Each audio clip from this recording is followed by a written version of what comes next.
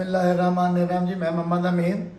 जिस तरह के तुहाडे भैन भरावां दे तावन दे नाल 2-2.5 साल तो लंगर चल रहा है। अल्लाह ताला तुहानूं बहुत दे, जिंदगी तंदुरुस्ती दौलत इज्जत दे जी। अज मैं की पकान लगा जी, अज पकान लगा कलेजी फिफरा।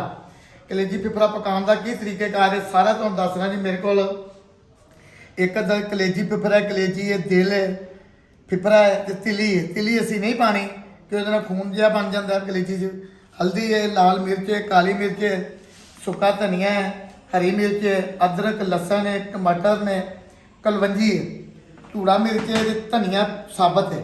ਇਹਦਾ ਸਾਰਾ ਤਰੀਕੇਕਾਰ ਕੀ ਸਭ ਤੋਂ ਪਹਿਲੇ ਅਸੀਂ ਕਲੇਜੀ ਫਿਫਰੇ ਨੂੰ ਆਪ ਸਾਫ਼ ਕਰਾਂਗੇ, ਬਣਾਵਾਂਗੇ, ਇਹਨੂੰ 2 ਪਾਣੀ ਗਰਮ ਧੋਵਾਂਗੇ, ਫਿਰ ਮੈਂ ਤੁਹਾਨੂੰ ਦੱਸਣਾ ਜੀ। ਅੱਛਾ ਜੀ, ਤੁਸੀਂ ਆਪਣੀ ਮਰਜ਼ੀ ਦੇ ਮੁਤਾਬਕ ਤੁਸੀਂ ਪੋਟੀਆਂ ਬਣਾ ਸਕਦੇ ਹੋ, ਕਿਉਂਕਿ ਕਸਾਈਆਂ ਕੋ ਬਣਵਾਓ ਤੇ ਬੇਤੁਕੀਆਂ ਵੱਡੀਆਂ ਵੱਡੀਆਂ ਬਣ ਜਾਂਦੀਆਂ ਨੇ।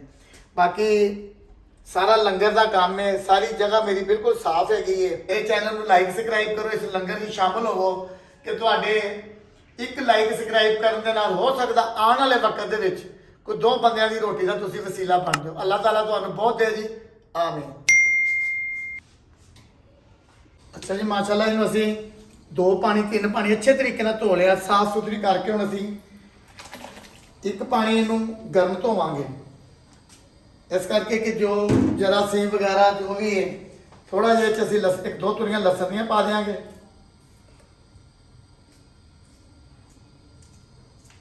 हसबे जायका थोड़ा जिहा नमक पावांगे, क्यों समान मेरे को वही लंगर का काम है, डब्बे वड्डे वड्डे रखे हुए हैं, हल्का जिहा नमक पाना है।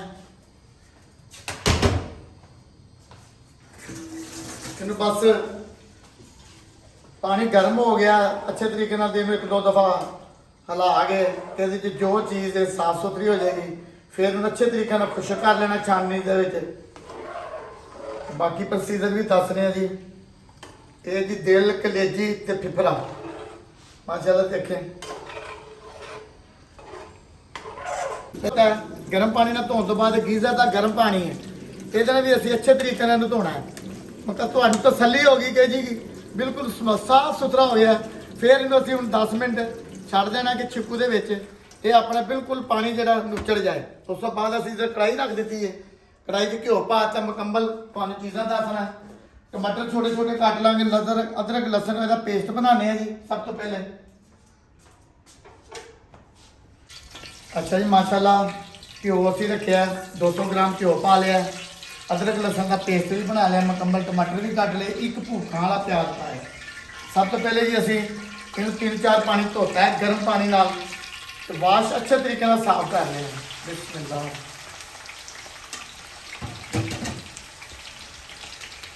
इन्हूं घ्यो च भुनांगे जी।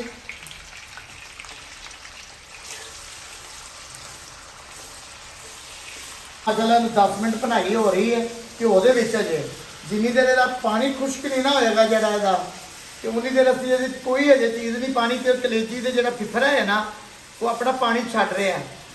घ्यो असीं तुसीं ज़्यादा भी पा सकते हो, घ्यो का कोई नुकसान नहीं, कि जिन्नी इसदी भुनाई हो जाएगी उन्नी बेहतर है।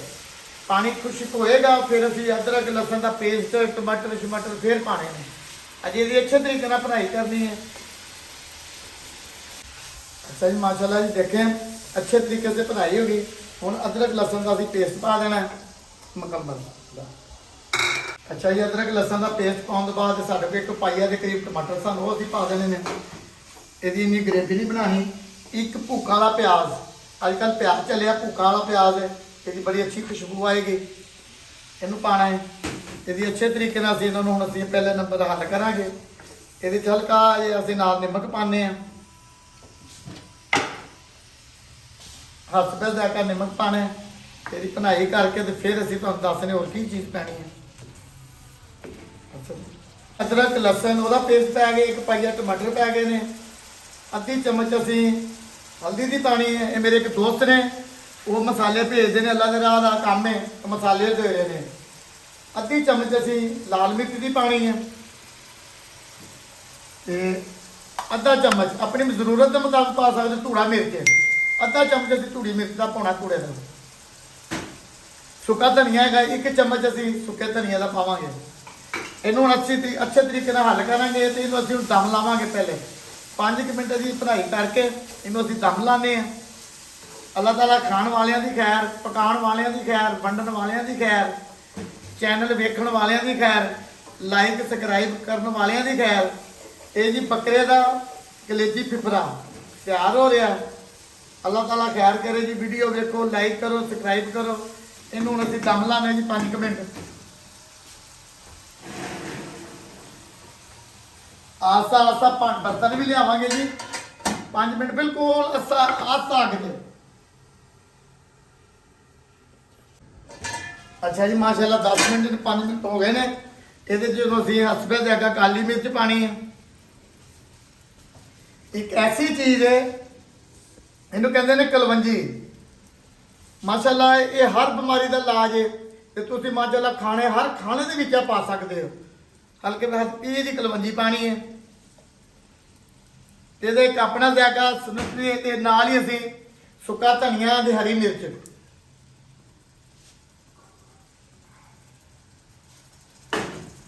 ਇਹਨੂੰ ਅਸੀਂ ਹੁਣ ਦਮ ਤੇ ਲਾ ਦਾਂਗੇ। ਸਾਡੀ ਕਲੇਜੀ ਬਿਲਕੁਲ ਤਿਆਰ ਹੈ। ਅੱਲਾ ਖੈਰ ਜੀ। ਮਾਸ਼ਾਅੱਲਾ ਜੀ, ਮਾਸ਼ਾਅੱਲਾ ਕੈਸੀ ਰੰਗਤ ਆਈ ਜੀ। ਇਹ ਅਸੀਂ ਗਰਮ ਮਸਾਲਾ ਪਾਵਾਂਗੇ ਤੇ ਰੈਸਪੀ ਸਾਡੀ ਮਾਸ਼ਾਅੱਲਾ ਜੀ ਮੁਕੰਮਲ ਹੋ ਗਈ ਹੈ।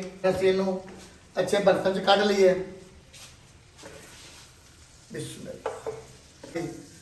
ਲਓ ਜੀ, ਅਸੀਂ ਮੁਕੰਮਲ ਕੱਢ ਕੇ ਜੀ ਤੁਹਾਨੂੰ ਇਹ ਸਾਰੀ ਇੱਕ ਰੈਸਪੀ ਮੁਕੰਮਲ।